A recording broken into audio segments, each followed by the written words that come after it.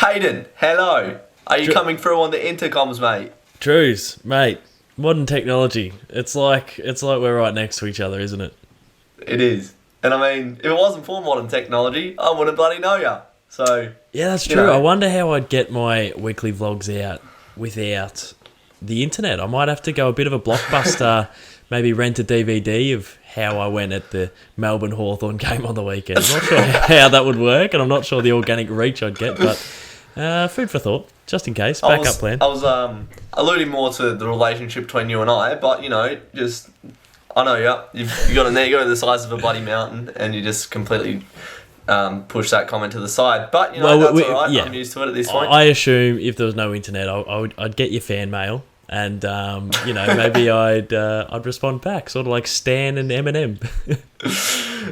Well, this is one of only a few times we've actually collabed, I reckon, Macdonald. I reckon I've been on your channel once. You've been on mine twice, 3 times, maybe. Yep. But what the plonkers may not know is we actually do chat a fair amount, Macdonald. Yeah, we do. A good few hours each week. So what does a scrawny man from Perth give to you that, someone like Youngkin Cookson doesn't? Look, it's hard to compare the two. No, it's great. I love... I've got a few that I tap into each week, and I love just chatting to people who are into similar things, and obviously YouTube, footy, and I think probably like the aspiration aspect between me and you is what we click on a little bit. I think we always have D&Ms about the grind and rolling the sleeves up and just tapping away at each day, sort of just trying to get a little bit of a little win each day. And I don't know, it can be tough when working from home on the tube.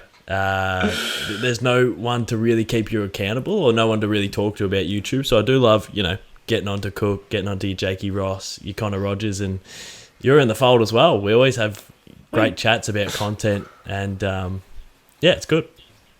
And about life, about the struggles that mainly I'm going through, because you've got it all figured out. Big top dog at the top of the food chain. It all comes up Millhouse for you, doesn't it? If I've got it all figured out, then we're all in strife, I think.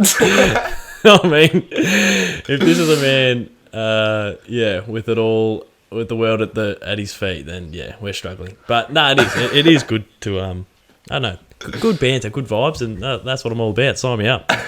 And one thing, I was listening to Dylan Friends the other day. I think it was the Ben Crow? Is that his name? Ben Crow?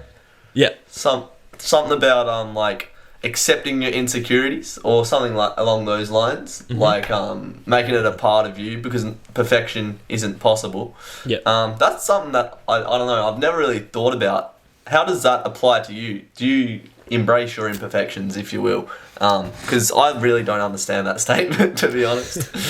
I love that Ben Crow episode. I got it linked to me from Cook.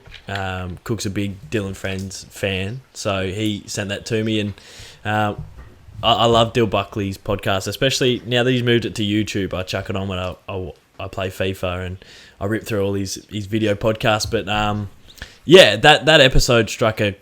it took me a little while to watch it, actually, because it wasn't a footballer. So I finally got around to it, and I hit Cook up straight away, and I was like, this was unreal. And it struck a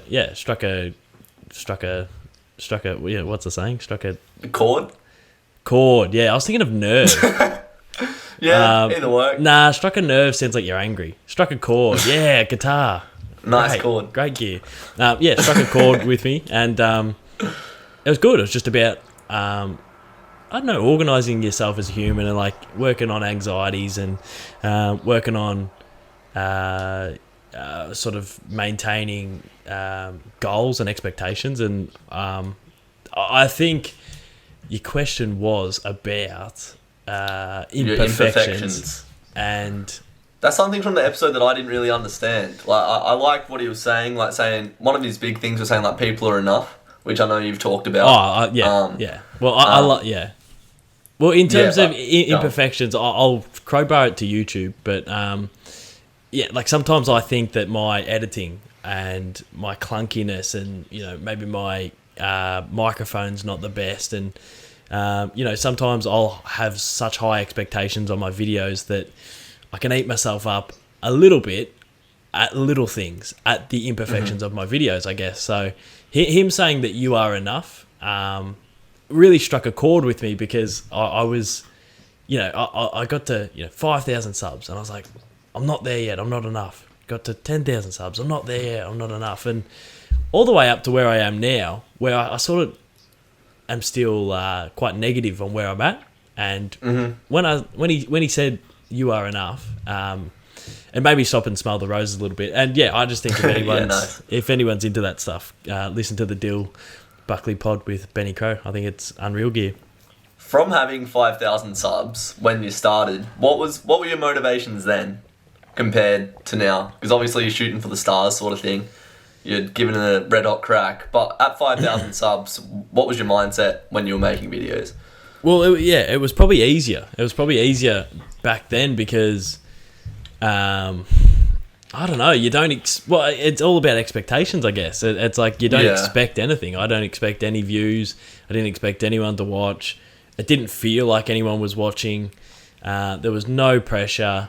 There was pressure. I put a lot of pressure on myself to get into radio, but once I started trying to have a crack at YouTube, that was just a hobby. So I don't know, it was just everything was a free hit. Birds were chirping, the sun was out, and it was a great time to be alive. I think I'm still in that stage a little bit, to be honest. Little boy, young Drewzy has like 3.1k. I don't feel any pressure on the content that I upload. Yeah, for sure. Which is a good thing. But come 2019, Big Macdonald hits the big time. He's getting bloody, how many views a week? About 70k plus in some weeks, just about. Yeah. From the fallback of that, is there anything that you do you want to keep the formula the same as 2019, do you think? Or heading into 2021, are you thinking, might have to change it up a bit? Because the 2019 formula worked, but what have you got in plan for 2021? What have you got in mind for 2021 even? Yeah, well, it's something that I've spoken about a little bit on pods, and especially to you, and I've heard like your Cardis and stuff speak similarly about like the formula of really consistent uploading. And I've probably got that idea of like a Vicstar, because I remember I just used to hear interviews that he'd upload twice a day. Yeah, I think it was 3 times a day, I used to watch all of them as well. I was like, what on earth are you doing? And then I went to radio school, and they said, if you've got a weekly podcast that gets 5,000 listeners, but then you start doing your weekly podcast, 3 or 4 times a week, like your weekly listeners becomes 20,000 listeners. And I don't know, the breakdown, maths, mate. The breakdown of that, made me think like, oh, well, I'm putting out one video a week that's getting 5,000 views. If I put out 5, maybe that's potentially 25,000. So the formula was just to upload. And I felt like that worked in 2019, but it did drain me a little bit. But I felt like to be able to live off footy YouTube, especially for 6 months of the year, you've really got to capitalise in that 6 months. Yeah, for sure. So that's why I did sort of farm out the content. But of late, because every mantra that I get, I've just picked it up off someone else. I watched a Mr. Beast interview, and he was saying like, I see a lot of channels upload 6 times a week, and they get a certain amount of views. But if you just use your energy for those 6 videos to upload one good idea, it will get those views. And it sort of changed my mindset a little bit. So a part of me wants to really focus on the good, big ideas that I back in and want to execute. But I also think that I'm not going to be able to live off one video a week. So it's going to have to be 2 or 3. But I think 2 or 3 good ones are probably better than 5 or 6 medium ones. But I don't know. I changed my mantra. But yeah, the game plan is different going into 2021. Yeah, long story short.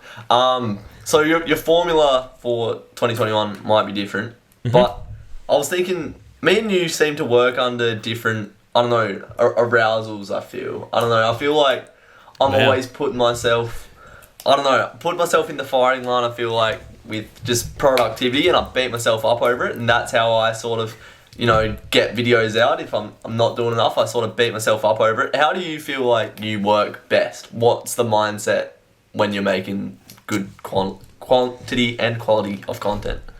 Well, it is tough because if I have a big video that I'm really passionate about and really excited for, and I find myself sitting on TikTok on my bed at 2 p.m. in the arvo, that's when I'm hard on myself. I'm like, what the fuck are you doing? This is a disgraceful performance. Like, what am I doing? But if I have a half-assed idea, attempt it, film it, edit half of it, stop, procrastinate, and it's off the back of a lack of passion, it's really hard for me to beat myself up about it. Because it's just like, I really don't want to do this video. And that happened a lot towards the end of this year. Like, I was thinking I felt like I pivoted a lot this year. I felt like that was my word of the year. It was like, double dribble. Yeah. Oh, pivot, Macdonald, pivot, move, get into space. Don't just stand there. Fuck, get a kick, get a touch. Cardi's had 40. He's had 40. Roll your sleeves up, help him out. Richie Ryan has as well, I tell you. He's just Richie Ryan's kicked 10.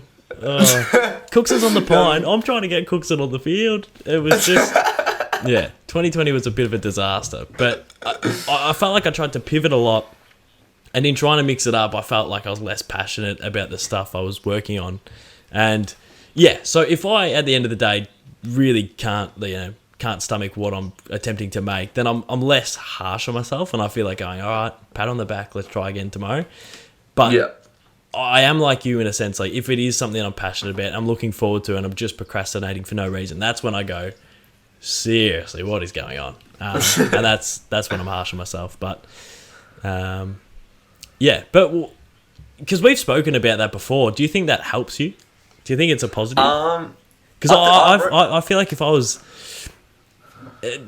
talking about those expectations, like sometimes if I have too high expectations and I'm really negative on myself, it can sort of negatively affect me. But if it fires you up, it fires you up.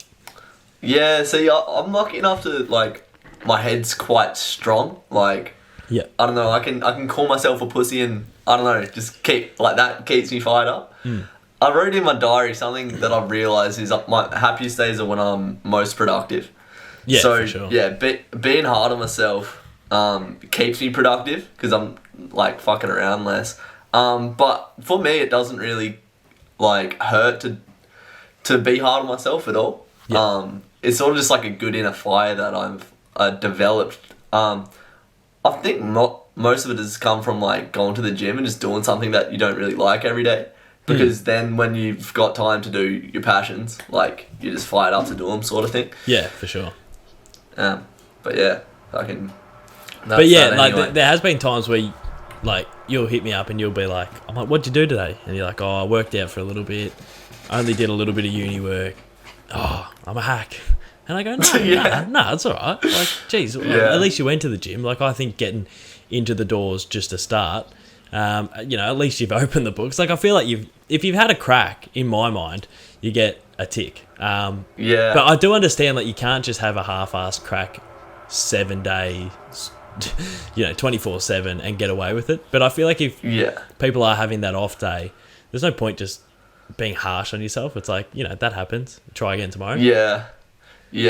Nah, on the off days, because I do have off days where my brain's just, like, playing tricks on me, sort of thing, just trying to keep me down. Even if smoke and mirrors. Quite a lot. Cosentino. I think the baseline for me has become, if you don't go to the gym, make a video, or do a good chunk of work for uni in a day, that's a failed day. And that's you string those together, and that's when I feel like my mind starts playing tricks on me if I'm not doing those things. Yeah. But I've become good at being productive. I think 2020 was the year. Because I remember when I was chilling with my brother and a mate once, and they were just talking about how much they'd done in a week. And I was like, you guys don't, like, mess about with your time at all, hey? They're always on the ball. They're always doing something. It's like, what'd you do today? Oh, I did, like, productive thing 1, 2, and 3. And it was at that stage that I was like smashing Sideman videos, smashing like TV shows on Netflix. Yeah. And I've just replaced that with things that are gonna increasingly better myself. Yeah. So like swapping out books for YouTube and stuff like that. Yeah. I felt like that's really changed my mindset. Yeah. Something else that I've done that's hopefully going to change my mindset is I've deleted a lot of my social medias, Macdonald. Now I know you're a fiend for the TikTok, for the Insta, Snapchat, fucking you name it, you're on it. Yeah. But it's really cleared my head like a lot. So I don't know. I could see that for sure doing that. Yeah.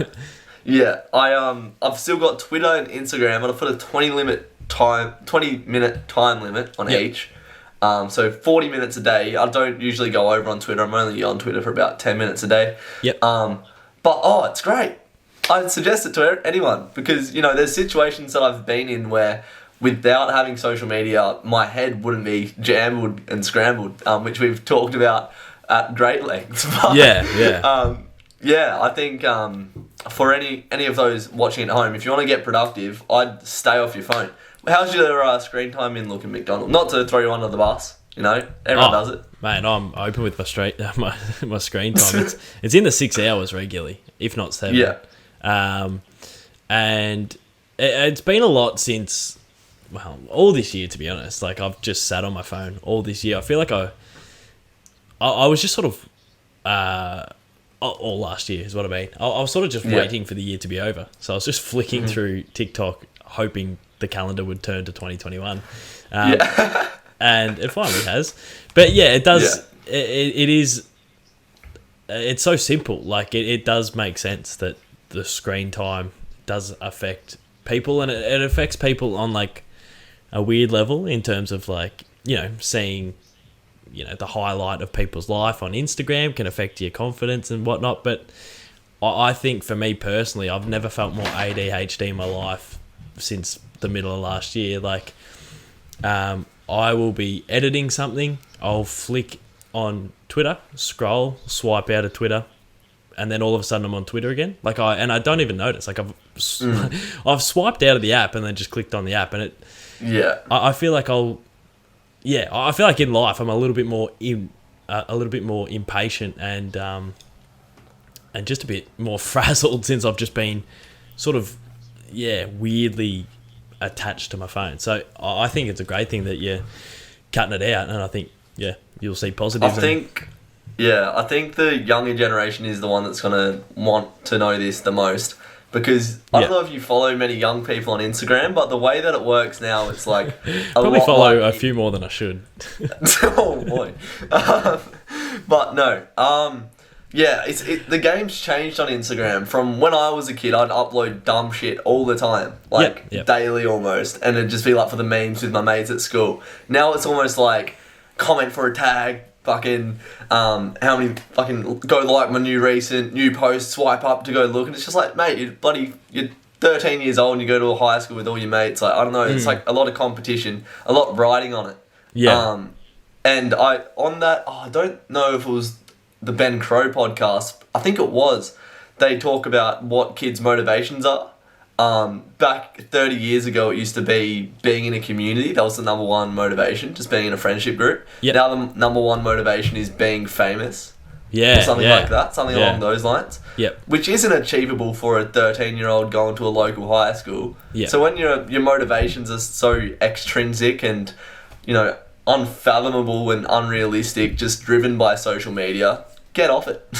I can't believe, like, I think I've spoken about this before, but one of my mates works at a school and they all wrote down what they want to be when they're older, and 80% was YouTuber, which is crazy. What are they doing? What are they actually doing? Get yourself together, honestly. Yeah, it is mental. And geez, good luck to them. The TikTok generation, it'll be interesting. The TikTok generation, yeah. We missed out on that boat, didn't we? We had to grind hard for each and every subscriber. We had to beg them on board practically. Yeah, I started door knocking for subscribers. That's how hard it was back on the YouTube days. Had pamphlets. Can you please subscribe? And now you just upload one lip syncing video and you're off to the races. But fair play. 2021. obviously YouTube is everyone in this community's main goal to grow, but personal growth, McDonald. Who do you want to be when you look back in 2021? Is there any values in your character that you think need a bit of a refinement? Yeah, there's heaps. There's heaps. There's heaps. We got all day, McDonald. We got all day.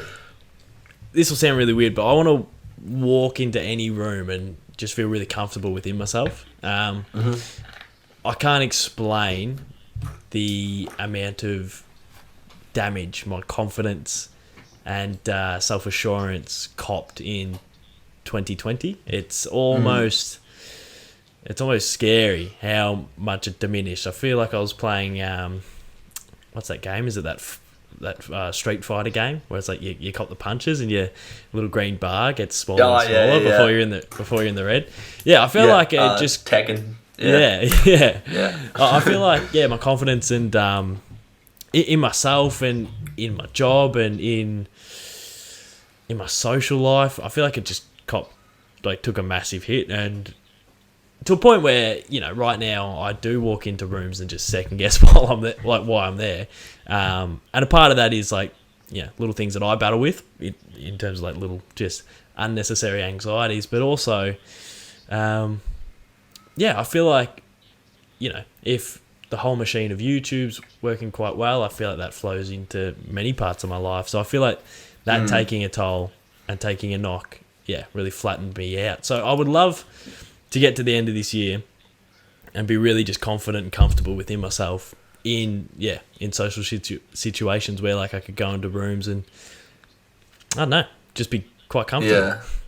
Do you feel like you have a lot of your eggs in the YouTube basket? Like, if you're feeling the knock-on effects of your channel doing well, and then you're doing well, and then if your channel's doing bad, and then you're doing not so well? Yeah. Do you reckon maybe your eggs are in that basket and you're cradling over it? Don't come for my eggs, but, when it's doing well, you're handing out eggs left, right and centre. Have your eggs. I love my eggs. Yeah, I feel... Yeah, well, probably. Well, because I remember starting last year, I was on Cook's brother, Corey's podcast, and Corey goes, what do you do outside of YouTube? And I went, nothing. What I used to do besides dishwashing was YouTube, and what I used to do besides dishwashing was go to the footy or whatever, but now that sort of is YouTube. I used to play a bit of PlayStation, but now that's what I just upload every time I play PlayStation, sort of. So everything I do is in the YouTube basket, and I think life's about balance, and I don't think I have it at the moment. And I think that's probably something I want to work on. And is there anything that entices you, any other baskets that you want to put your eggs in? Absolutely not, to be honest. There's nothing I can think of that doesn't somehow tie into getting uploaded. Even if I think of how cool it'd be to, have a hobby of commentating. Yeah, I could live stream commentating. That'd be sick. Or how good would it be to have a hobby of, anything. I just want to film. So I don't know. It's a bit weird. Something that I've been trying to do to get rid of my ego is meditation. That's one of my New Year's resolutions. Love that. And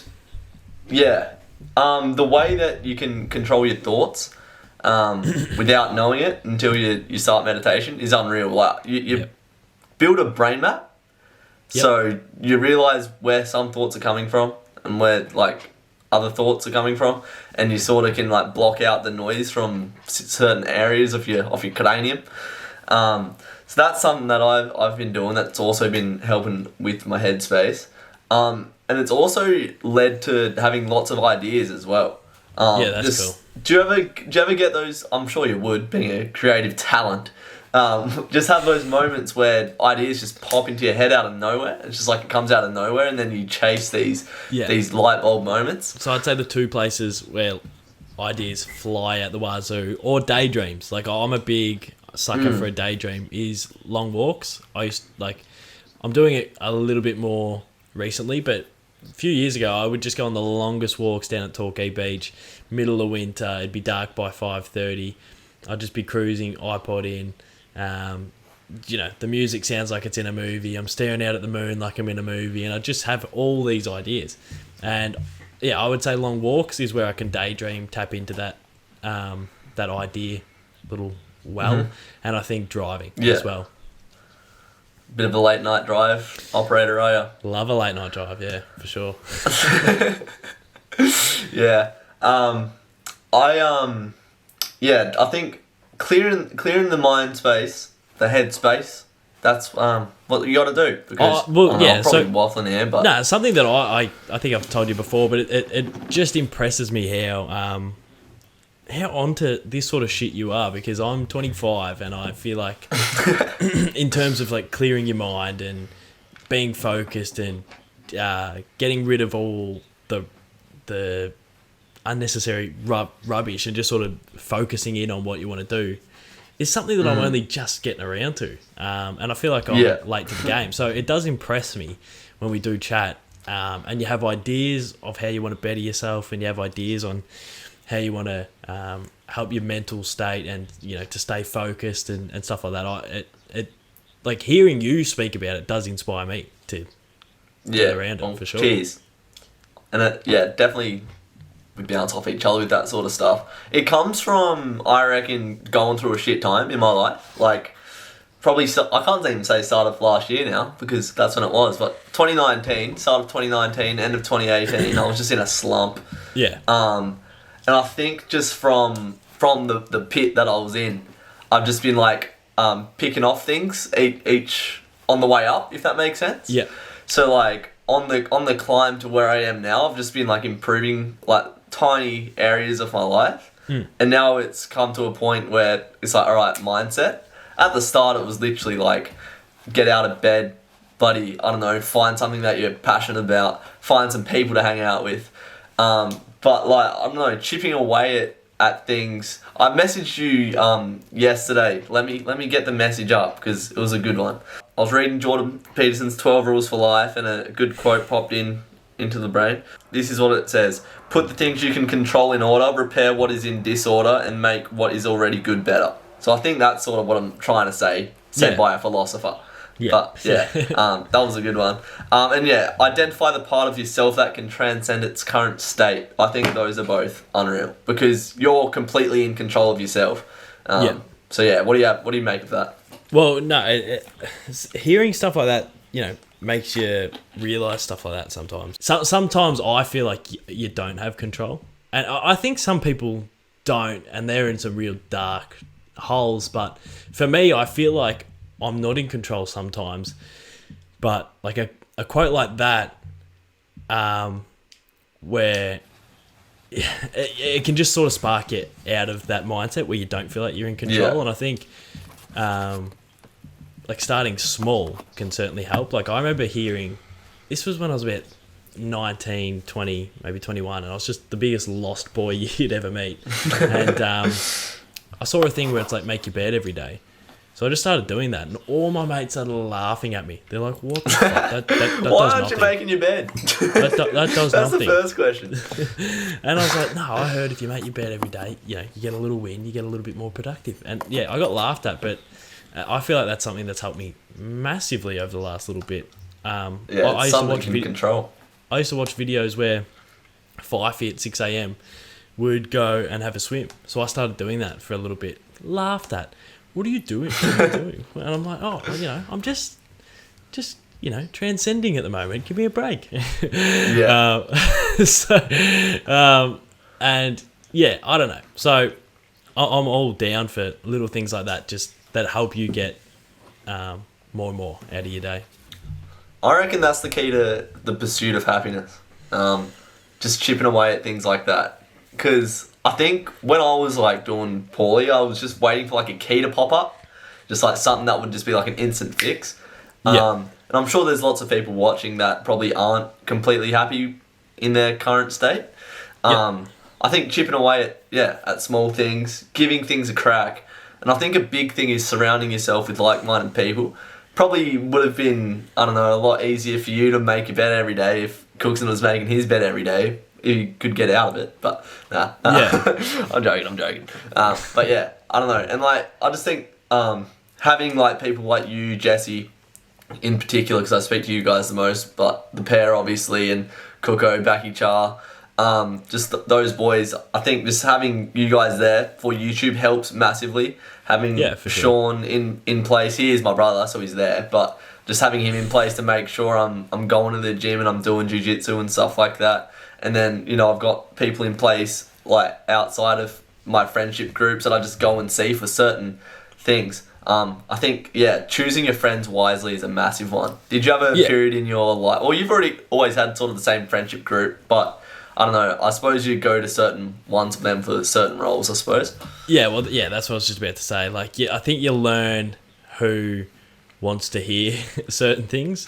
And I don't know, over time, just naturally people come and go. So, for sure, like early... Cooks, Bowl, Van Gemps, they were massive in the support of what I was doing. But also, which was great, they'd rinse me in like a very affectionate way as well. Like, it was very much like, this is sick, Doss, you dickhead. You know, without those boys, and they all watched YouTube as much as I did back in the day. And they all loved it, so they were always keen to get involved. So having people like those around me was massive. But there were people in my, friendship group and distant friendship group, and I don't like to dwell on this sort of stuff too much. But there were people that laughed at me when I got my first camera, and there were comments, and not that many. Like, everyone was pretty positive, surprisingly, to my face. I don't know how behind my back, but there were people that did, as I was slowly blowing the balloon up, getting more and more confidence, come across and prick the balloon. And I felt like there was a period in my life from starting YouTube till about middle of last year where I felt borderline bulletproof in my confidence to sort of deflect those people. Just because it's all I want to do. All I want to do is make videos, so I don't really mind. I don't really care what people think. Have you had the conversations with those people since that have sort of laughed at you for getting your first camera? Yeah. And what have you talked about? I don't know, a bit of a haha moment. Fucking take that, you plonker. No, well, if you will. Well, I think... well, not exactly like that, but just knowing that it's paid off for you, and that them knowing that. It is very satisfying. And I have had, some of these people have asked me to record video shout-outs for their cousins, sort of thing. And I just go, that's funny. It's just... But I don't have like a revengeful mindset, and I do those things, because I know that they were probably going through stuff at 17, 18 that... when they saw me trying to do something different, they just probably thought it was out of this world. So, like, I don't have any ill feelings, but, I felt like I was quite good at deflecting those negative things, and I feel like I'm not as good at it at the moment, and I'm sort of letting things seep in. So, that's something that I really would like to get back, because I'm a little bit gun-shy at the moment, but I think... just getting back. It must come with consistency, hey. That's what I was thinking. If you keep videos just rolling and rolling, your brain's ticking, and like I was just thinking, if you like, keep the busy, space between. If you just wake up and you're busy, exactly. If you just wake up and you're busy, you're not gonna worry about what people think. But I'm waking up at 11 o'clock with nothing to do all day, and I'm looking for the negative. I'm creating the negative. So consistency and being busy and being really focused and just rolling the sleeves up and getting stuck into it, I think it will be my remedy. I hope. Yeah, well, I was just thinking about it as like, think of the space between videos. Like, the more tight those gaps are, the less bullshit you can let in. But the bigger they get, the more you might get. I don't know. That's just something that popped into my brain. What's your sub goal for this year, by the way? What are you shooting for? How many did you get in 2020? 23,000. Oh, wait, no, jeez. 2020. No. Yeah. Fuck. Jesus Christ. I thought you meant 2019. In 2020, I think I got 8,000. How did that feel going from 23 to 8? Was it expected? Because like you've sort of captured a lot of the demographic. Nah, I thought I could do what I did in 2019, in 2020. I had plans to go back to back, and I felt like I had the Josh Dunkley season before he had a good season, or the Christian Petrarca, pretty handy season in the forward pocket, probably one of the best half forwards in the game. Didn't make All-Australian in 2019, but he just had that year where you're like, geez, he's due a breakout. And then I felt like on the precipice of my breakout year, I snapped my ACL. But I can't really complain. I can't really complain because, people in China snapped their ACLs, and everyone around the world, some died actually. So I can't really complain about my poor little Doss and his YouTube channel. But it did knock me for 6, and I thought I could get at least my sub goal for this year was 75,000 to hit. Yeah, and I hit 48. So, 50k is coming soon, and there'll be a big party for you. Well, I celebrated 5, 10, 20, and that's it. I don't know if I will celebrate 50. God, you got to do 50. I know, but That's Marble Stadium just about, isn't it? Yeah, but I sort of... Some meet up at Marble. Everyone's invited. This is where, Ben Crow would say, manage your expectations, but a part of me goes, after the year that I had, I don't deserve to be celebrating anything. I just got to keep going. I'm not there yet. Head down, ass up. I think I will reflect if I do hit, or when I hit 50k, but... When? I just want to... it's definitely not, 50k, feet up, let's have a week off. It's 50k, all right, what's next? But let's go hard. Sub goals for this year, I reckon I can hit 75,000. Oh, those are some numbers there, hey. 75k. You didn't knock on the door of the plaque there. Yeah, well... And I'm happy to put this out, but I reckon I could hit the plaque by the end of next footy season. Yeah. Oh, imagine. The thing by the end of this year, I'll probably be on 55, and I'll probably just say, "Can we take this down?" But I think the interest is there. Yeah. I believe there's enough people out there. I think there will be football TikTokers skyrocket this year. Yeah. Because they almost did last year. I think you'll see heaps of football TikTokers this season, and I just think that'll help you. I don't know. I see a bit of a correlation. Yeah, and I feel like I've got the ideas and the ticker to get it done. Yeah. But if one person says I can't, I'll probably implode. So just going to put some earmuffs on and just start editing. Yeah. When I think of what you've done for the AFL YouTube scene, I picture you as like a little miner on the side of a cliff, just chipping away, chipping into it, just growing fans, just getting the fans back. And like when you say 75,000, it's like, fuck, like, how are you gonna do that? But because you're. I don't know. No, not that way. Not that way. No. Yeah. Okay. You're carving out new ground, if you get what I mean. Like, if you can accumulate 75,000 subscribers as an independent YouTube channel, because the AFL YouTube channel has what, like 200k, something like that. Yep. I think so. Yeah, that would be monumental, and hopefully down the road, we can make that into something much bigger, which we discuss in great detail. Yeah, for sure. It would be. Yeah, I don't know. I think I can do it, and I want like I want it. Like I can't explain how bad I want it, and I don't really know what it is. I was sort of writing it down the other day. Like, what is it? Because I want it, but I just want the Caden Macdonald YouTube channel to be like a self-sufficient entity. I want it to be my business. Like I jokingly say it's a business. When COVID hit, I jokingly said to Cook, I got an email saying I can get small business support.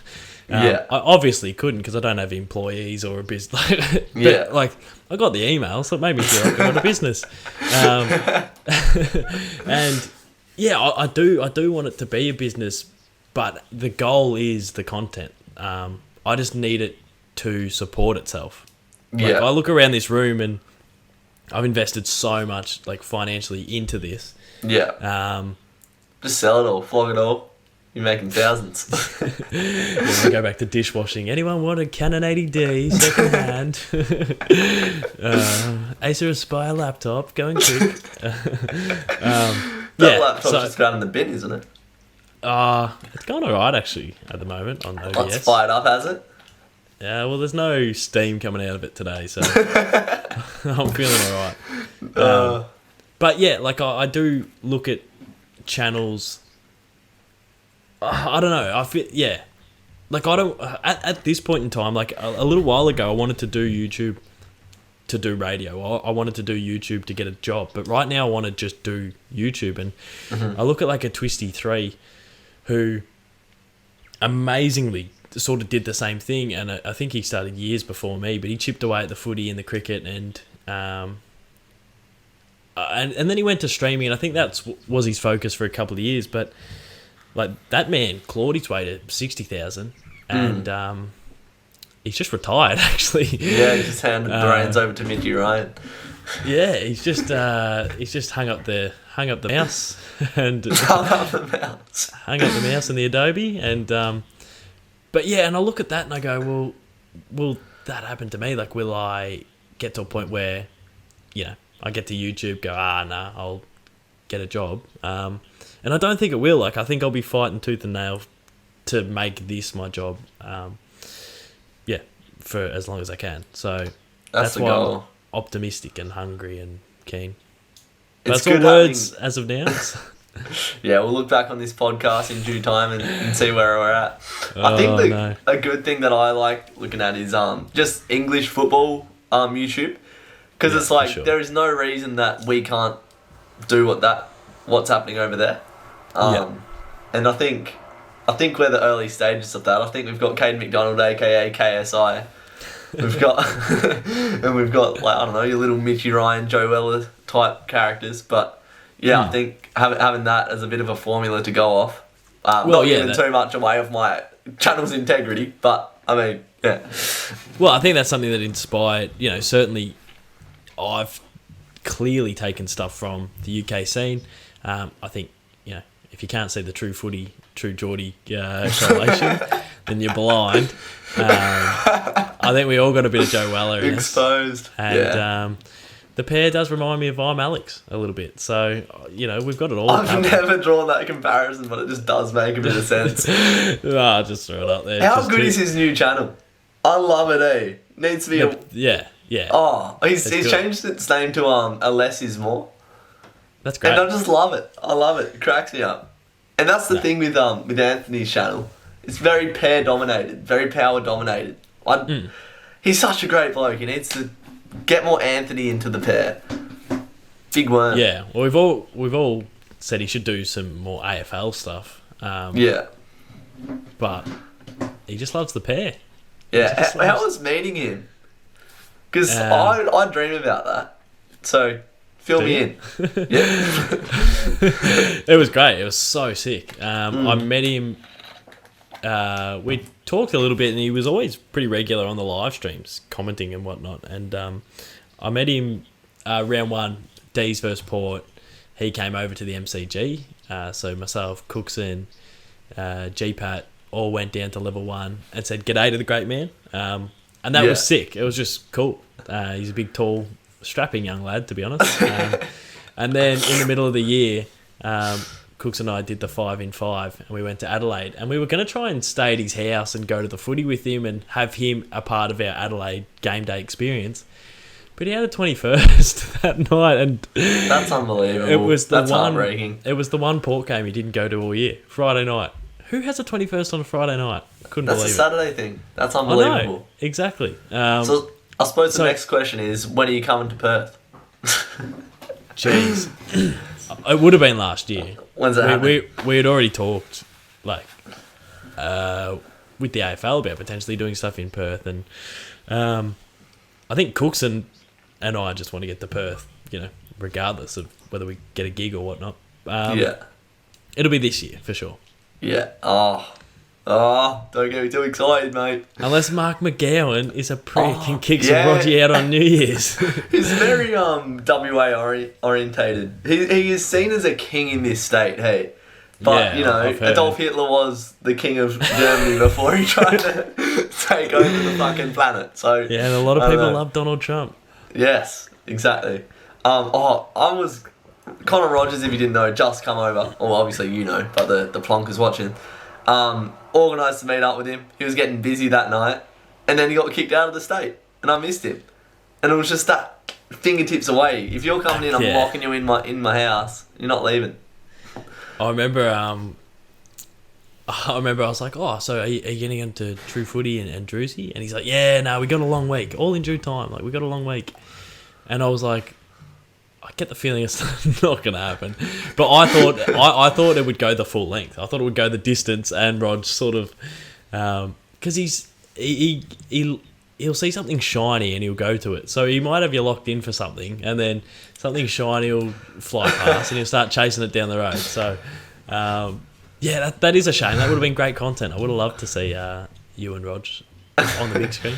Shame the shine ended up being a Tinder match that he could fly away from a few days later. Yes. Naughty. I think we've covered quite a lot. Anything that you'd want to add? Any questions or queries before we depart the channel? Interesting chat, I feel.